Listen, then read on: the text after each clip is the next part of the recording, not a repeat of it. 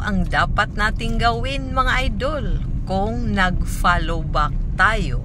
Or yung mahilig sa count me in, let's go, or basta tungkol sa ating mga activities sa pag-follow or pag-follow back. Dapat iwasan nating dumating sa punto na magka-session expired na tayo dahil sa kaka-follow back. Kailangan mag-ingat tayo sa pag-follow kasi may restriction din yan.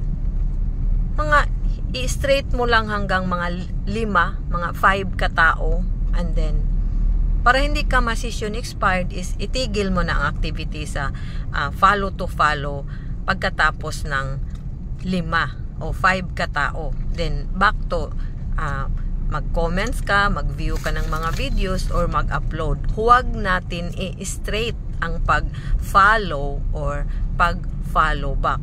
Kasi pag hindi tayo tumigil tapos warning na po yung mag-session expired tayo.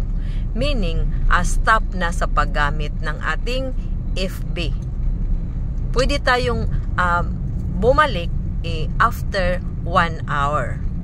Kasi pag hindi tayo tumigil, nag-warning na si Facebook na session expired, ang kasunod niyan is restriction. Minimum sa restriction is mayroong 24 hours, mayroong ilang days, depende sa nagawa nating violation. Kaya mag-ingat tayo kasi mahirapan tayo kung ma-restrict tayo kahit man lang 6 hours, ma-restrict tayo, di ba? Mahirapan tayo, hindi na tayo makapag comment, hindi na tayo makapag-post or ganon. So, mag-ingat-ingat tayo sa mga ganyan. Hindi naman diretso si Meta gawa ng or mag-punish sa atin ng restrictions. Mag-session expired muna. Session expired meaning warning na stop muna natin ang ating activities kasi nasubrahan ka na sa follow to follow. So sana makatulong ang video na ito mga idol.